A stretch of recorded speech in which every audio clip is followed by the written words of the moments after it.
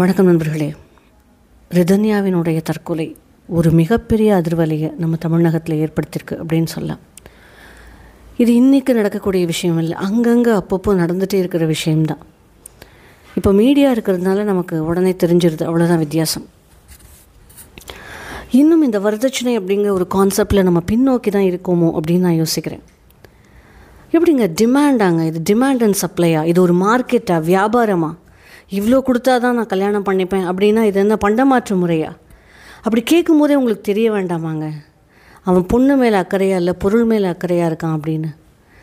தயவு செய்து நம்ம வசதியாக இருக்கோம், நமக்கு மேலே உள்ள வசதியாக இருக்கிறவங்க கையில் தான் கொடுக்கணுங்கிற அந்த ஒரு இதில் நிறைய கடனை வாங்கி நீங்களும் கடன்காரங்களாகி கடைசியில் பெண்ணினுடைய வாழ்க்கையும் நல்லா இல்லாமல் போச்சுன்னா எதுக்கு இவ்வளோ கஷ்டம்?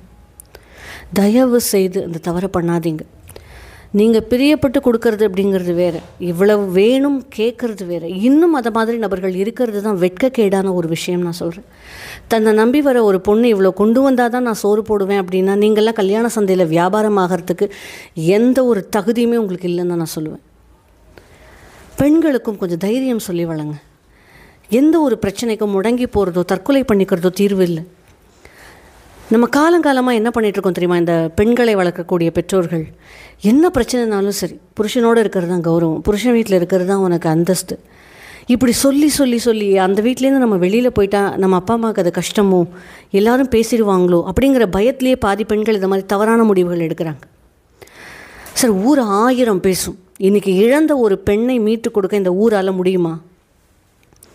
தயவு செய்து அந்த தவறை பண்ணாதீங்க.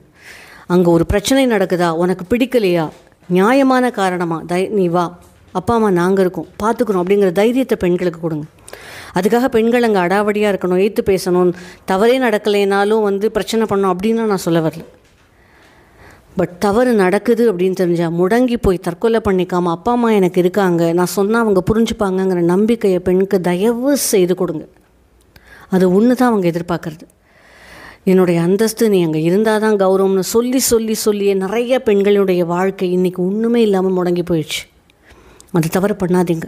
இன்றைக்கி காலகட்டத்தில் இது 1-2 இல்லை, நிறைய கேஸ் இதை மாதிரி நம்ம பார்த்தாச்சு. அப்போது பெண்களை வளர்க்கக்கூடிய பெற்றோர்கள் நீங்கள் தான் அவங்களுக்கு தைரியம் சொல்லணும். தற்கொலை தீர்வு இல்லைங்கிறத புரிய வைங்க. என்னவானாலும் அப்பா அம்மா இருக்கும் அப்படிங்கிற அந்த ஒரு கான்ஃபிடென்ஸ் அவங்களுக்கு கொடுங்க. ஆண்மகனை பெற்ற பெற்றோர்களே, வியாபாரம் பண்ணுறதுக்கு கல்யாணம் சந்தை கிடையாது. ஆட்டை விலை பேசுகிற மாதிரி, மாட்டை விலை பேசுகிற மாதிரி உங்களுடைய மகனுக்கு விலை பேசாதீங்க.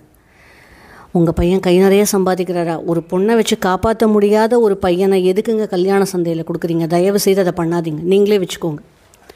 ஒரு பெண் கொண்டு வந்து தான் உங்கள் குடும்பம் சாப்பிடணும் அப்படின்னா எதுக்கு உங்களுக்கு இந்த கல்யாணம்? அதெல்லாம் வேண்டாம், விட்டுருங்க. உங்கள் பையனை நீங்களே வச்சுக்கோங்க. கடைசி வரைக்கும் அப்பா அம்மா பையனாகவே இருந்துட்டு போட்டோம், ஒரு பெண் வாழ்க்கையாவது காப்பாற்றப்படட்டும். ஸோ வளர்க்கும் போது கண்ணியமாக வளருங்க, பெண்களை மதிக்க சொல்லி வளருங்க, பெண்களை பெற்ற பெற்றோர் தைரியத்தை கொடுத்து வளருங்க. நன்றி.